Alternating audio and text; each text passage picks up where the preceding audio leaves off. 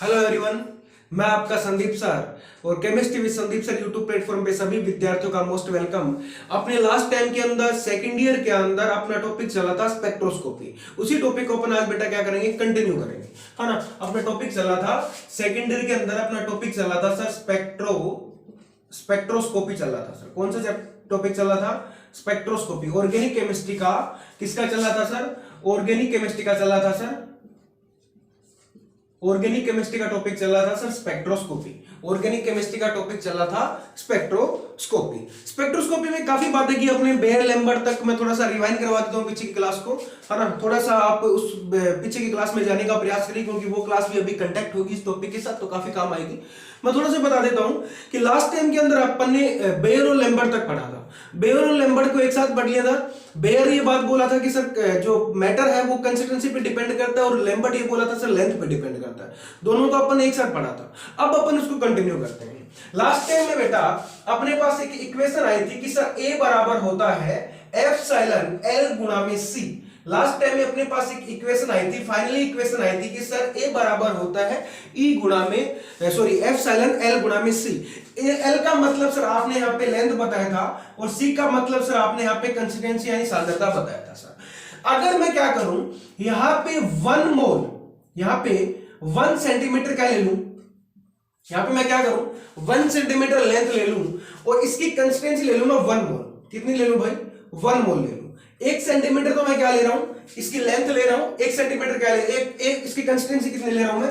1 मोल ले रहा हूं, है ना। कोई भी पदार्थ है, किसी भी एक स्पेसिफिक मैटर के लिए बात करूं मैं, उस मैटर के अंदर मैं क्या कर रहा हूं 1 सेंटीमीटर क्या ले रहा हूं, 1 सेंटीमीटर उसकी लेंथ, और उसकी जो सांद्रता वो कितनी ले रहा हूं, 1 मोल ले रहा हूं। तो जब यहाँ पे 1 सेंटीमीटर, जब यहाँ पे 1 सेंटीमीटर सांद्रता ली जाती है और 1 सेंटीमीटर क्या ले जाता है बेटा? लेंथ लिया जाता है। तो यहाँ पे होता है कि सर ए बराबर होता है एप्सिलॉन। ए बराबर क्या हो जाता है सर? एप्सिलॉन हो जाता है। फाइनली जो अपनी इक्वेशन आती है सर, ए बराबर क्या हो जाता है? एप्सिलॉन। यानी ए सर एड्सॉर्प्शन की जो रेट है ना, वो किसके इक्वल हो जाती है सर? एप्सिलॉन के इक्वल हो जाती है। जो अपनी एड्सॉर्प्शन की रेट है, जो अवशोषण दर है, वो किसके इक्वल हो जाती है? एप्सिलॉन के इक्वल हो जाती है सर। बिल्कुल यहां तक समझ में आया सर कि आपने बोला कि ये जो आपका ए है ये किसके इक्वल हो रहा है सर? एप्सिलॉन के इक्वल हो रहा है। यानी सर एड्सॉर्प्शन है वो किसके इक्वल हो रहा है? एप्सिलॉन के। लेकिन सर आपने लास्ट क्लास के अंदर ये बताया था कि जो ये आपका एप्सिलॉन है, इसे आप हिंदी में मोलर अवशोषणांक बोलते हो। हिंदी में आप क्या बोलते हो? मोलर अवशोषणांक।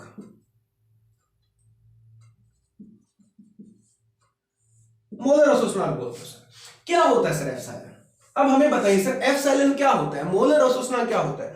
देखो साहब, मैंने आपको अभी बताया कि कोई भी मैटर है, आप कोई भी मैटर ले रहे हो, उस मैटर के अंदर आपको लेंथ रखनी है वो 1 सेंटीमीटर, है ना, और कंसिस्टेंसी जो सांद्रता रखनी है वो आपको 1 मोल रखनी है।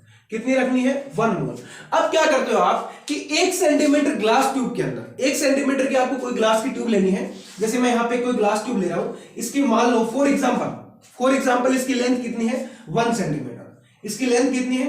1 सेंटीमीटर। इसके अंदर जो आपने मैटर भरा है, इस ट्यूब के अंदर, ये आपकी ट्यूब है, इस ट्यूब के अंदर ये आपकी ग्लास ट्यूब है, और इस ग्लास ट्यूब के अंदर जो आपने मैटर भरा है उसकी सांद्रता कितनी है? उसकी सांद्रता सर 1 मोल। उसकी सांद्रता कितनी है सर? 1 मोल है। कि सर कोई भी ग्लास ट्यूब ली मैंने, और उस ग्लास ट्यूब के अंदर क्या किया साहब? उस ग्लास ट्यूब के अंदर क्या किया साहब? 1 मोल सांद्रता रखी, और उस ग्लास ट्यूब की लेंथ रखी सब हमने 1 सेंटीमीटर, है ना बेटा। अब आप इसमें क्या डालते हो सर? अब आप इसके अंदर विकिरण गुजारते हो। इसके अंदर आप क्या गुजारते हो सर? विकिरण यानी रे गुजारते हो सर। आप अब इसके अंदर क्या गुजारते हो सर? विकिरण गुजारते हो। तो 1 सेंटीमीटर ग्लास ट्यूब में जब आप कोई भी मैटर डाल के, मैटर की कंसिस्टेंसी आप 1 मोल रखे, जब आप इसमें कोई भी विकिरण डालते हो तो विकिरण की जो तीव्रता में कमी आती है ना, विकिरण की जो ट्रांसफर की, यानी विकिरण यहां से ट्रांसफर तो होनी है, तो आपको पता ही, विकिरण के जो ट्रांसफर में क्या आती है? कमी आती है। ट्रांसफर की रेट में क्या आती है? कमी आती है। वो आपका क्या कहलाता है? मोलर अवशोषणांक कहलाता है, एप्सिलॉन कहलाता है। एक बार वापस से सिंपल लैंग्वेज में बताता हूं कि सर 1 सेंटीमीटर ग्लास ट्यूब लेनी है, कांच की नली, 1 सेंटीमीटर, किसी भी 1 सेंटीमीटर कांच की नली में 1 मोल पदार्थ, किसी भी 1 सेंटीमीटर कांच की नली में 1 मोल पदार्थ डालकर अगर उसमें अपन विकिरण प्रवाह करते हैं तो विकिरण की तीव्रता में आने वाली कमी वो क्या कहलाती है सर? मोलर अवशोषणांक गुणांक कहलाती है। एक बार मैं लिख देता हूं, यहाँ पे इसकी डेफिनेशन लिख देता हूं, फटाक से स्क्रीनशॉट ले लेना फिर तुम लोग। मैं यहाँ पे इसके लिख देता हूं, देखिएगा 1 सेंटीमीटर लंबाई वाली 1 सेंटीमीटर लंबाई वाली कांच की नली में 1 मोल सांद्रता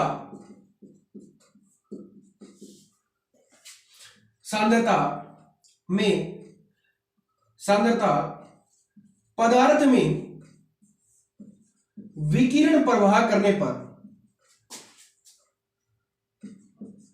विकिरण गुजारने पर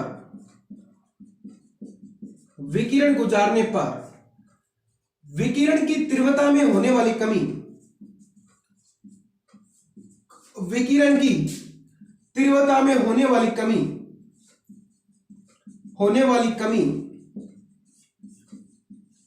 क्या कहलाती है साहब?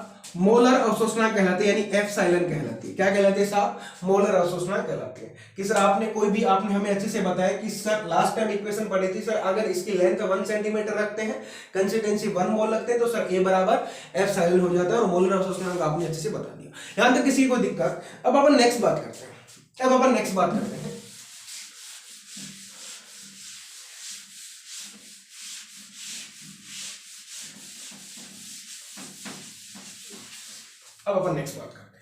नेक्स्ट क्या है सर? अब अपने को पढ़नी है स्पेक्ट्रोस्कोपी। मैंने बताया था कि अपने सिलेबस के अंदर 2 स्पेक्ट्रोस्कोपी लगती है सेकंड ईयर में। एक तो यूवी लगती है और एक इंफ्रारेड लगती है। एक तो अल्ट्रावायलेट स्पेक्ट्रोस्कोपी लगती है, एक इंफ्रारेड। एक तो अपने क्या लगती है? अल्ट्रावायलेट, और एक अपने क्या लगती है? इंफ्रारेड। सर अभी सबसे पहले अपन क्या पढ़ेंगे? अल्ट्रावायलेट पढ़ेंगे। ये 1 नंबर दे दो, इसको नंबर 2 दे दो बेटा। अल्ट्रावायलेट सर मतलब पैराबैंगनी। अब सर किसी भी पदार्थ को, मैं अल्ट्रावायलेट स्पेक्ट्रोस्कोपी की डेफिनेशन बताऊंगा आप लोगों को कि सर किसी भी पदार्थ को, किसी भी मैटर को आप पैराबैंगनी क्षेत्र में रखते हैं, है ना सर, और उसकी संरचना का जब अपन अध्ययन करते हैं सर, वो क्या कहलाती है? यूवी स्पेक्ट्रोस्कोपी कहलाती है। क्या कहलाती है सर? पैराबैंगनी स्पेक्ट्रोस्कोपी कहलाती है सर। अब सर क्या होता है, अब अपन बात करें, मैं इसको रफ करके 1 नंबर हेडिंग लगा रहा हूं। अब 1 नंबर उठा लीजिएगा, यूवी स्पेक्ट्रोस्कोपी। मस्त से 1 नंबर फटाक से उठाओ, एकदम बिल्कुल आसान से यार, देखते जाओ तुम लोग। 1 नंबर हेडिंग लगा लो, UV spectroscopy. UV spectroscopy 1 number heading लगा लो, यूवी स्पेक्ट्रोस्कोपी। आ जाओ सर, क्या होती है यूवी स्पेक्ट्रोस्कोपी?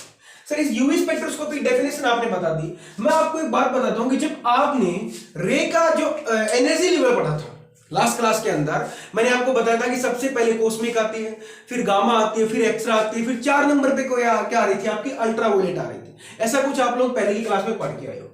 सर अल्ट्रावायलेट जो रे होती है ना, उसका एनर्जी लेवल काफी ज्यादा होता है। अल्ट्रावायलेट जो आपकी रे होती है ना सर, उसका एनर्जी लेवल क्या होता है? काफी ज्यादा होता है। तो विद्यार्थियों, जो आपका अल्ट्रावायलेट है ना, जो आपकी पैराबैंगनी है, विकिरण है, उनका जो ऊर्जा का स्तर है ना, वो काफी ज्यादा होता है। अब सर ऊर्जा का स्तर काफी ज्यादा है, तो पैराबैंगनी के बारे में मैंने शायद लास्ट टाइम में भी आपको ये बताया होगा कि जो अपनी पैराबैंगनी विकिरण है, ये अर्थ पे आ रही है ना, काफी हानिकारक विकिरण होते हैं, इनका एनर्जी भी काफी लेवल ज्यादा होता है। और अपना जो एनवायरनमेंट के अंदर ओजोन लेयर है, वो उसको क्या कर रही थी कि पैराबैंगनी विकिरण है, जो अल्ट्रावायलेट विकिरण है, वो अर्थ पे ना आए, उनको रोकने का काम कर रही थी, अवरोध का काम कर रही थी। लेकिन आजकल अपने को होल देखने को मिल रहा है ओजोन लेयर के अंदर जब भी होल हुआ है, तो वो विकिरण डायरेक्ट अर्थ पे आ रही है, और अपने लोगों को कैंसर जैसी भयानक बीमारी का सामना करना पड़ रहा है। यहां तक कोई दिक्कत नहीं। अब देखिए साहब, अब क्या होता है जब आप किसी भी पदार्थ को, सर अब अपने को तो किसी भी पदार्थ के लिए बात करनी है, ये बात आपकी अच्छी थी सर, आपने बताई।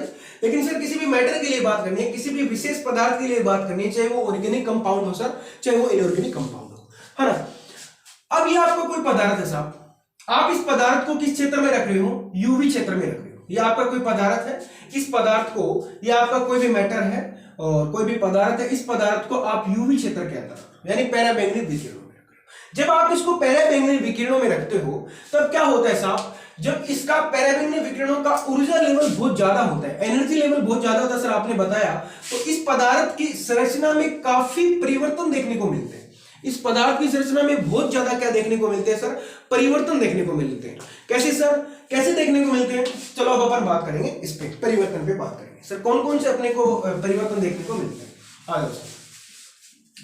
अब इसमें अपने पास काफी इंपॉर्टेंट है भाई, यूवी स्पेक्ट्रोस्कोपी काफी इंपॉर्टेंट टॉपिक है, आप इसको अच्छे से पढ़िएगा। अगर स्पेक्ट्रोस्कोपी से क्वेश्चन आता है सेकंड ईयर के अंदर, तो यूवी स्पेक्ट्रोस्कोपी काफी फेमस रहती है एग्जामिनर के लिए, क्वेश्चन बनाने वाले के लिए। अब देखिए साहब, यूवी स्पेक्ट्रोस्कोपी में सबसे पहले आपको क्या पढ़ना है, सबसे पहले आपको पढ़ना है इलेक्ट्रॉनिक ट्रांजैक्शन। सबसे पहले आपको क्या पढ़ना है, इलेक्ट्रॉनिक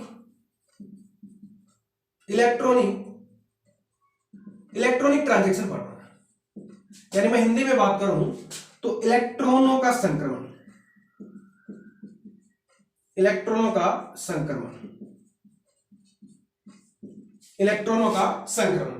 ट्रांजैक्शन पढ़ना है। यानी इलेक्ट्रॉनों का आपको क्या पढ़ना है, संक्रमण पढ़ना है।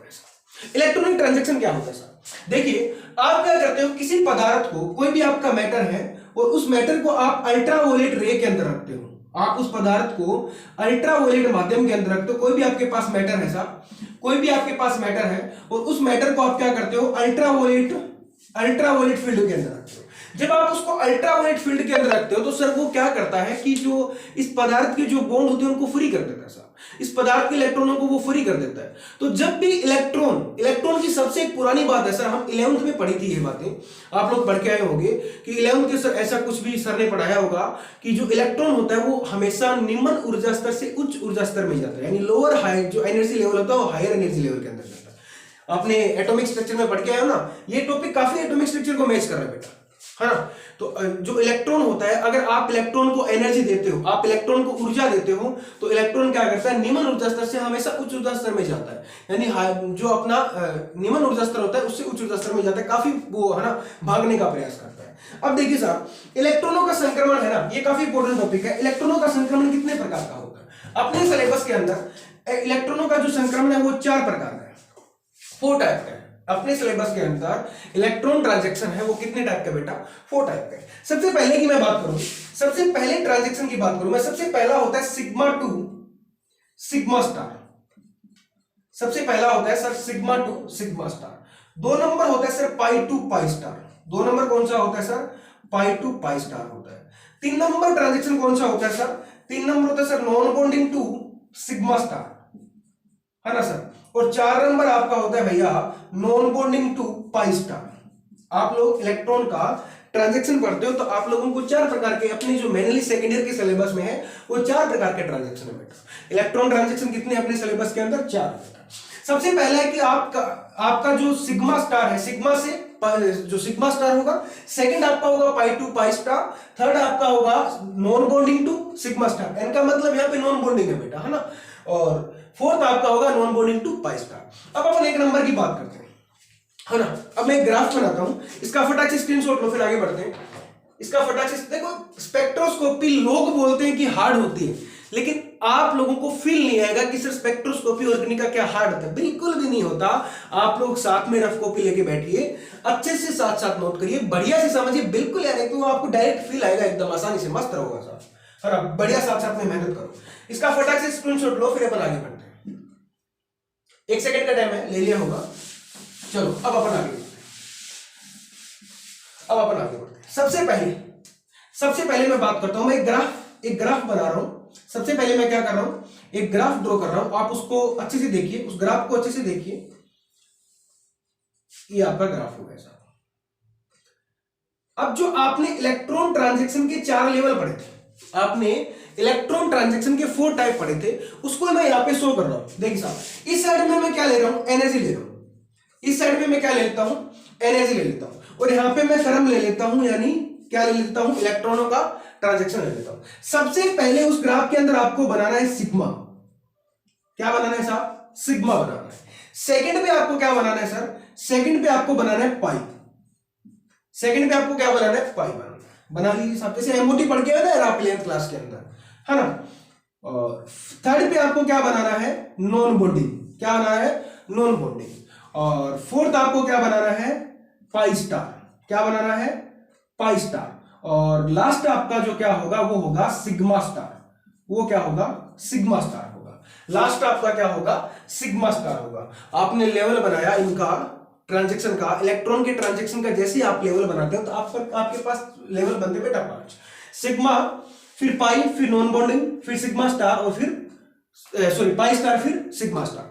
अब देखिए साहब, अगर इलेक्ट्रॉन को, अब क्या किया जाए, अगर इलेक्ट्रॉन को ऊर्जा दी जाए, अगर इलेक्ट्रॉन को ऊर्जा दी जाए तो सबसे पहले ट्रांजैक्शन कौन सा होगा सर, सबसे पहले मान लो यहां पे कोई इलेक्ट्रॉन बैठा है, ये कोई इलेक्ट्रॉन बैठा है, और इस इलेक्ट्रॉन को मैं एनर्जी दे रहा हूं, इस इलेक्ट्रॉन को मैं क्या दे रहा हूं, एनर्जी दे रहा हूं, तो ये इलेक्ट्रॉन कहां पे जाएगा, सिग्मा से सिग्मा स्टार के अंदर।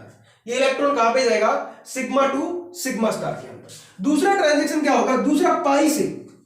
अब क्या साहब, इस इलेक्ट्रॉन को, पाई पे जो आपका इलेक्ट्रॉन है, आप इसको एनर्जी देते हो तो ये जाएगा पाई स्टार के अंदर। थर्ड क्या होगा सर, अगर आप नॉन बॉन्डिंग में कोई भी इलेक्ट्रॉन है, नॉन बॉन्डिंग का मतलब उस इलेक्ट्रॉन ने किसी प्रकार का बंध नहीं बनाया हुआ, वो फ्री इलेक्ट्रॉन है। वो कैसा इलेक्ट्रॉन है, फ्री इलेक्ट्रॉन है, उसने कोई भी तरीके का वो बंध नहीं बनाया हुआ, है ना। अब आप इसको जब एनर्जी देते हो नॉन बॉन्डिंग वाले इलेक्ट्रॉन को, तो ये आपका जाता है कहां पे, ये आपका जाता है सिग्मा स्टार में। कहां पे जाता है, सिग्मा स्टार में। अब सर लास्ट जो आपका पाई स्टार है ना, आप इसको एनर्जी देते हो, आप सॉरी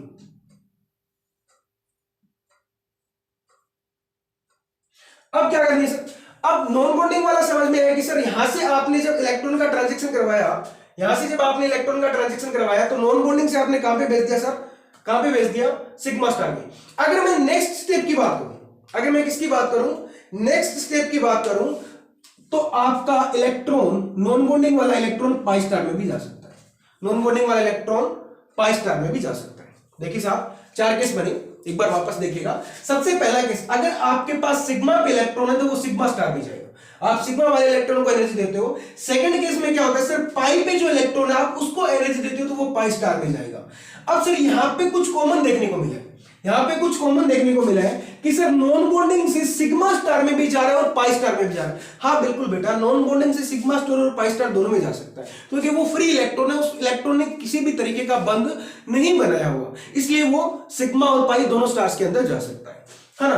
अब देखिए साहब, सिग्मा से नॉन बॉन्डिंग से एक इलेक्ट्रॉन चला गया सिग्मा स्टार और एक इलेक्ट्रॉन चला गया पाई स्टार। अब अपन इनकी बात करें ऊर्जा के क्रम की, अब इनकी बात करें अपन ऊर्जा के क्रम की, तो मैं लिखता हूं इनकी ऊर्जा का क्रम। देखिए यहीं से लिखिए, आप काफी समझ में है, आप यहीं से लिखिए। सबसे पहले आपने इलेक्ट्रॉन का ट्रांजिशन करवाया सिग्मा से सिग्मा स्टार, लिखिए सबसे पहले लिखिए साहब, सिग्मा टू सिग्मा स्टार, ये आपने, आपका सबसे फर्स्ट ट्रांजेक्शन था। सेकंड ट्रांजेक्शन आपने करवाया पाई से पाई स्टार, तो आपका एनर्जी क्रम भी ये हो जाएगा, पाई टू पाई स्टार।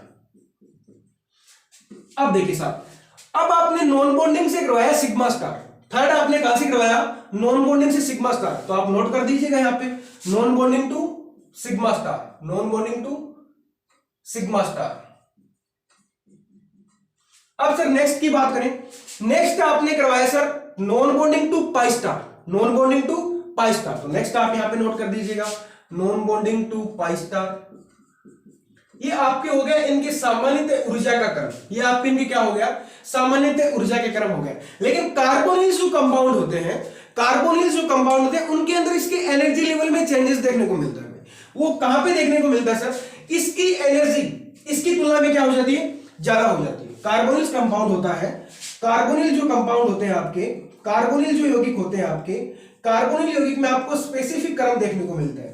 कार्बोनिक जो यौगिक होते हैं उनमें आपको स्पेसिफिक क्रम देखने को मिलता है। मैंने ये जो आपका क्रम है ना, एनर्जी का जो लेवल है वो यही रहेगा, लेकिन कार्बोनिल कंपाउंड में आपको थोड़ा सा बस अलग डिफाइन करना पड़ेगा। वो क्या होगा सर, ये जो आपका सिग्मा टू सिग्मा स्टार है ना, ये जो आपका सिग्मा टू सिग्मा स्टार है, इसकी एनर्जी लेवल कम होती है sigma sorry pi to pi star है, इसकी एनर्जी लेवल कम होती है sigma to non bonding to sigma star से। मैं लिख देता हूं यहां पे नोटिस कर देता हूं अच्छे से, ये आप नोटिस करिएगा इस बात को, सिग्मा टू ये जो आपका है non bonding to sigma star, और फिर आपकी होगी pi to pi star. Carbonyl compound में थोड़ा सा चेंजेस आता है, बस कार्बोनिल कंपाउंड में एक चेंज आता है, बस थोड़ा सा, ये देखना है आपको। एक बार वापस देखिएगा, जब आप लोग इलेक्ट्रॉन का ट्रांजेक्शन करवाते हो तो सिग्मा से सबसे पहले आपको कहां पे जाना है, सिग्मा स्टार के अंदर। वो इलेक्ट्रॉन अपनी एनर्जी लेवल का, एनर्जी जो अपनी एनर्जी है उनको यूज करके कहां पे जाएगा, सिग्मा टू सिग्मा स्टार के अंदर। सेकंड के अंदर पाई से पाई स्टार के अंदर, थर्ड में नॉन बॉन्डिंग से सिग्मा स्टार, और फोर्थ केस क्या होता है sir, non bonding to pi star. Energy level भी सर यही हो जाता है डिटो जेनेरली कंपाउंड्स के लिए, लेकिन फिक्स एक जो कार्बोनिल कंपाउंड है ना सर, उनके लिए थोड़ा सा क्या होता है, क्रम चेंज मिलता है सर। वो क्या होता है, नॉन बॉन्डिंग टू जो सिग्मा स्टार होता है उसके ऊर्जा का क्रम ज्यादा होता है sir pi to pi star के तुलना के अंदर, अगर इनके दोनों के बीच में अपन कंपैरिजन करें तो ये हो गया कार्बोनिल कंपाउंड के लिए, ये हो गया अपने सामान्य टोटल जेनरली कंपाउंड्स के लिए। फटाक से इसका स्क्रीनशॉट लो, फिर नेक्स्ट बढ़ते हैं। फिर इनके एक एक का एग्जांपल की बात करते हैं कि सिग्मा टू सिग्मा स्टार में कौन से एग्जांपल होते हैं, पाई टू पाई स्टार में कौन से एग्जांपल्स होते हैं, उनके अपन एक एक की बात करते हैं अच्छे से। फटाक से इसका स्क्रीनशॉट लो, 1 सेकंड का टाइम है तुम लोगों के पास। चलो आपने स्क्रीनशॉट ले लिया होगा, अब मैं रफ कर रहा हूं इसको।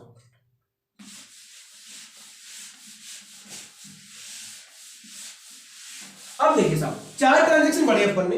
कितने ट्रांजैक्शन पढ़े? 4 ट्रांजैक्शन पढ़े। सबसे पहला ट्रांजैक्शन की बात कर रहा हूं मैं, सिग्मा टू सिग्मा स्टार। एक नंबर उठा लेता हूं, sigma to sigma star, sigma to sigma star. देखिए साहब, सिग्मा टू सिग्मा स्टार नाम से ही पता चल रहा है सर, जो भी कंपाउंड होंगे में टोटल के टोटल कोई तो अनपेड इलेक्ट्रॉन नहीं होगा, कोई फ्री इलेक्ट्रॉन नहीं होगा, और कोई भी जो पाई इलेक्ट्रॉन है, डबल बॉन्ड है, कुछ भी नहीं होगा सर। सबसे पहली कंडीशन आपको देखने को मिलेगी सर, इसके अंदर जो बॉन्ड होगा ना, इसके अंदर जो बॉन्ड होगा वो क्या होगा? सिग्मा बंद होगा सर। कौन सा बंद होगा? सिग्मा बंद होगा सर, यानी सिंगल बॉन्ड होगा। कौन सा बॉन्ड होगा? कौन सा बॉन्ड होगा? सिंगल बॉन्ड होगा, यानी सिग्मा बंद होगा, सिंगल बॉन्ड है। अब देखिए सर, इसके एग्जांपल की बात करें, इसके अपन एग्जांपल की बात करें तो इसके एग्जांपल काफी इफेक्टिव रहते हैं। सिग्मा टू सिग्मा स्टार जो आपका इलेक्ट्रॉन का ट्रांजैक्शन है, सिग्मा से लेके सिग्मा स्टार का जो आपके इलेक्ट्रॉन का ट्रांजैक्शन है, इसके एग्जांपल काफी आकर्षक रहते हैं, रोचक एग्जांपल होते हैं बेटा। सबसे पहले मैं ले लिया मैथिन, सबसे पहले मैंने ले लिया मैथिन। अब इसको ड्रॉ करके देखते हैं अपन। देखिए साहब, ये आपका कार्बन है, कार्बन के आउटर सेल के अंदर 4 इलेक्ट्रॉन है, तो कार्बन की वैलेंसी भी सर कितनी है? 4 है। और हाइड्रोजन के आउटर सेल के अंदर 1 इलेक्ट्रॉन सर, वो डुप्लेट पूरा करना चाहता है। आपने ऐसा केमिकल बॉन्डिंग में पढ़ा है बेटा, 11th क्लास के अंदर केमिकल बॉन्डिंग में हाइड्रोजन के डुप्लेट के बारे में आप पढ़ के आए हो अच्छे से, है ना। तो हाइड्रोजन जैसे डुप्लेट पूरा करना चाहेगा तो अपना 1 इलेक्ट्रॉन साझे का यहाँ पे रख देगा, और 1 इलेक्ट्रॉन वो डुप्लेट के दौरान प्रयास करेगा सर कार्बन का। अब देखिए, मैंने आपको बताया, आपके सामने एक एक इलेक्ट्रॉन को मैंने ड्रॉ करके रखा है। देखिए साहब, सिग्मा टू सिग्मा स्टार के अंदर, सिग्मा टू सिग्मा स्टार के अंदर आपको कोई भी सिंगल बॉन्ड के अलावा आपको कोई भी दूसरा बॉन्ड दिखाई दे रहा है सर? बिल्कुल नहीं दिखाई दे रहा सर। हमें केवल और केवल इसके अंदर कौन सा बंद दिखाई दे रहा है सर? सिग्मा बंद दिखाई दे रहा है सर। 2 नंबर जो अपन बात करें बेटा, 2 नंबर इसके लिए बात ये रहेगी कि सर इसके अंदर कोई भी फ्री इलेक्ट्रॉन नहीं है सर, कोई भी सर फ्री इलेक्ट्रॉन, कोई भी सर इसमें फ्री इलेक्ट्रॉन नहीं है सर, बिल्कुल नहीं है साहब, कोई भी फ्री इलेक्ट्रॉन नहीं है। तो ये एग्जांपल, ये दोनों के दोनों केसेस इस पे अप्लाई हो रहे हैं, तो ये किसका एग्जांपल होगा? सिग्मा टू सिग्मा स्टार का होगा। मैं सेकंड एग्जांपल की बात करूं, इसी के सेकंड एग्जांपल की बात करूं, जैसे मैंने लिख दिया CH3, आप इसको ड्रॉ करके देखोगे अपनी जो भी है नोटबुक्स के अंदर। और नेक्स्ट एग्जांपल लिखता हूं मैं, ये आपका 2 नंबर हो गया। 3 नंबर एग्जांपल लिख देता हूं मैं, यहां पे लिख देता हूं 3 नंबर आपका इसका एग्जांपल, CH3, CH2 और CH3। इन दोनों एग्जांपल को आप ड्रॉ करके रखोगे। एक एग्जांपल मैंने आपको अच्छे से एक एक इलेक्ट्रॉन ड्रॉ करके बताया, ये किसका एग्जांपल होगा? Sigma to sigma star transaction का एग्जांपल होगा बेटा। अब हम बात करते हैं नेक्स्ट। 1 सेकंड का टाइम है, फटाक से स्क्रीनशॉट लो। एक ट्रांजैक्शन, इलेक्ट्रॉन का एक ट्रांजैक्शन अपना कंप्लीट हो जाता है, फटाक से स्क्रीनशॉट लो इसका। चलो मैं रफ कर देता हूं इसको। अब अपन नेक्स्ट बढ़ते हैं। देखिए साहब, नेक्स्ट जो आपका है ना, वो है पाई टू पाई स्टार। नेक्स्ट जो आपका है वो कौन सा है? पाई टू पाई स्टार। 2 नंबर जो आपका इलेक्ट्रॉन संक्रमण था, इलेक्ट्रॉन ट्रांजैक्शन था, इलेक्ट्रॉन संक्रमण था, वो था पाई टू पाई स्टार। अब अपन उसकी बात करते हैं। ये सबसे पहले आपको क्या दिखाएंगे? एल्कीन और एल्काइन है ना, जितने भी एल्कीन ले लो और जितने भी एल्काइन है, वो टोटल के टोटल जितने भी एल्कीन और एल्काइन है, यानी कार्बन और कार्बन के बीच डबल बॉन्ड और कार्बन के बीच ट्रिपल बॉन्ड, ये टोटल के टोटल कौन सा दर्शाते हैं सर? कौन सा इलेक्ट्रॉन का ट्रांजैक्शन देखने को मिलता है इनमें? सिग्मा टू सिग्मा स्टार का। कौन सा ट्रांजैक्शन देखने को मिलता है साहब? इनके अंदर आपको सिग्मा टू सिग्मा स्टार का ट्रांजैक्शन देखने को मिलता है। फॉर एग्जाम्पल बात करूं मैं, इसके एग्जाम्पल्स की बात करूं मैं, इनके एग्जाम्पल की बात करूं तो इसके एग्जाम्पल के बारे में बात करते हैं। सबसे पहले मैंने ले लिया मानो CH2 और CH2। सर केस ये है कि कोई भी फ्री इलेक्ट्रॉन नहीं दिख रहा, और जो अपना है इसके अंदर पाई बॉन्ड भी दिख रहा है, और पाई बॉन्ड दिख रहे हैं, तो सर वो एग्जांपल किसका होगा? Sigma pi to pi star का होगा सर। सेकंड एग्जांपल की मैं बात कर लूं, मान लो आपका हो गया CH और CH, ये भी किसका एग्जांपल हो जाएगा साहब? ये एल्काइन हो गया, एल्काइन किसका एग्जांपल हो जाएगा, पाई टू पाई स्टार का। सर इसके अंदर एक पाई दिख रही है, एक सिग्मा दिख रहा है सर, है ना, ये चीज अच्छे समझ में आई। इसमें 2 पाई 1 सिग्मा, है ना सर, अच्छे से दिख रहा है आपको। अब अपन नेक्स्ट बात करें, फटाक से 1 मिनट के अंदर स्क्रीनशॉट लो इसका, फिर नेक्स्ट बात करते हैं। ये पाई टू पाई स्टार कंप्लीट हो जाता है अपना। चलो सर अब अपन नेक्स्ट बात करते हैं थर्ड एग्जांपल की। थर्ड ट्रांजैक्शन था ना, वो आपका था non bonding to sigma star. Third जो आपका ट्रांजैक्शन था वो था भैया आपका non bonding to sigma star. ये काफी इंपॉर्टेंट माना जाता है भाई, non bonding to sigma star काफी इंपॉर्टेंट माना जाता है। नॉन बॉन्डिंग का मतलब सर ऐसा कोई इलेक्ट्रॉन, इसके अंदर 2 केसेस बनते हैं। फर्स्ट केस तो ये होगा सर, इसमें बॉन्ड सिग्मा होगा, सिग्मा बंध के अलावा कोई भी बंध नहीं होगा। सेकंड केस क्या है सर, इसके अंदर कोई भी फ्री इलेक्ट्रॉन होगा, फ्री इलेक्ट्रॉन जरूरी है। इसके अंदर क्या होगा सर, एक तो सिग्मा बॉन्ड होगा और एक फ्री इलेक्ट्रॉन होगा सर, है ना। अब देखिए सर इसके एग्जांपल्स की बात करते हैं। Non bonding to sigma star के अंदर फ्री इलेक्ट्रॉन यानी ऐसा इलेक्ट्रॉन जिसने कहीं बंद नहीं बना है, नॉन बॉन्डिंग का मतलब। और फ्री इलेक्ट्रॉन मतलब समझ में आ गई बात। और सिग्मा का मतलब सर सिंगल बॉन्ड है। इसके टोटल एग्जांपल में सिंगल बॉन्ड अपने को देखने को मिलेगा। मालूम आपके सामने एक इसका फेमस एग्जांपल लिख रहा हूं, फेमस एग्जांपल है वो आपका अमोनिया। काफी रोचक एग्जांपल है, या आप ये NH3 ले लो, वो काफी बढ़िया रहेगा। मैं यहां पे एक एग्जांपल ले रहा हूं NH3। आप इसकी संरचना को ड्रॉ करके देखिए। अब देखिए साहब, नाइट्रोजन के आउटर मोस्ट सेल के अंदर 5 इलेक्ट्रॉन होते हैं। नाइट्रोजन के आउटर मोस्ट सेल के अंदर 5 इलेक्ट्रॉन होते हैं साहब। नाइट्रोजन ने इलेक्ट्रॉन का जब बॉन्डिंग की थी तो बॉन्डिंग के दौरान क्या किया सर, एक लोन पेयर इसके अंदर फ्री, एक लोन पेयर सब इसके पास क्या है, काफी है सर, एक लोन पेयर एक्स्ट्रा है सर। बाकी इसके अंदर टोटल के टोटल ये दोनों कंडीशन अप्लाई हो रही है क्या, देखिएगा। सबसे पहले कंडीशन सर सिग्मा बंध, सर इसके अंदर हमें टोटल के टोटल सिंगल बंध दिखाई दे रहा है। और आप कौन सा बंध है सर, ये पूरा का पूरा, ये भी सिग्मा बॉन्ड, सिग्मा और सिग्मा। सेकंड केस के लिए क्या जरूरी है सर, फ्री इलेक्ट्रॉन। सर हमें नाइट्रोजन के ऊपर फ्री इलेक्ट्रॉन है कि एकांकी जो इलेक्ट्रॉन है, युग्म इलेक्ट्रॉन है, लोन पेयर भी दिखाई दे रहा है सर। सेकंड एग्जांपल में इसकी बात करूं, मालूम है 1 डिग्री एमीन, 1 डिग्री एमीन भी, इसको भी ड्रॉ करके देख रहा तुम लोग। ये 1 डिग्री एमीन, 1 डिग्री एमीन है ना, ये भी काफी इसका फेमस एग्जांपल है। 1 डिग्री एमीन भी काफी फेमस एग्जांपल है। थर्ड एग्जांपल में इसका ले लेता हूं अल्कोहल, जल ले लेता हूं। थर्ड एग्जांपल में इसका जल ले लेता हूं। जल के पास भी क्या होगा, जल के पास भी क्या होगा, ऑक्सीजन के पास एक क्या होगा, लोन पेयर होगा। और फोर्थ एग्जांपल में क्या लेता हूं, फोर्थ एग्जांपल इसका ले लेता हूं मैं अल्कोहल। फोर्थ एग्जांपल क्या ले लेता हूं, अल्कोहल ले लेता हूं। और अल्कोहल के पास भी क्या होगा, फ्री इलेक्ट्रॉन होंगे। ऑक्सीजन के पास क्या होंगे, फ्री इलेक्ट्रॉन होंगे। आउटर मोस्ट शेल के अंदर 6 इलेक्ट्रॉन होते हैं, तो इतने पास इसके पास कितने लोन पेयर होंगे फ्री, 2 लोन पेयर फ्री होंगे। तो ये आपका था non bonding to sigma star. तो एक बार वापस नोट करिएगा sir, non bonding to sigma star में केसेस ये देखने को मिलते हैं कि सर इसके अंदर एक तो सिग्मा बॉन्ड जरूरी है, एक फ्री इलेक्ट्रॉन जरूरी है। ये इसके एग्जांपल्स हो गए। आप इसको फटाक से 1 सेकंड में स्क्रीनशॉट लो, फिर नेक्स्ट बात करते हैं। चलो आपने स्क्रीनशॉट ले लिया होगा, मैं उम्मीद करता हूं ऐसे। अब अपन नेक्स्ट बात करते हैं।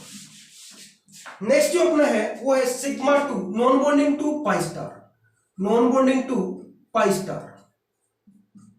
ये भी काफी इंपॉर्टेंट है, non bonding to pi star, non bonding to pi star. इसके अंदर क्या होगा सर, एक तो लोन पेयर होगा, फर्स्ट केस एक क्या होगा सर, लोन पेयर होगा। सेकंड केस क्या होगा सर, इसके अंदर डबल बॉन्ड होगा सर, इसके अंदर पाई बंद होगा सर। इसके अंदर कौन सा बंद होगा, पाई बंद होगा। अब ये अपन इसके एग्जांपल्स की बात कर लेते हैं। सबसे पहले मैं एग्जांपल इसका फेमस एग्जांपल ले रहा हूं, साइनाइड। इसका फेमस एग्जांपल होता है साइनाइड।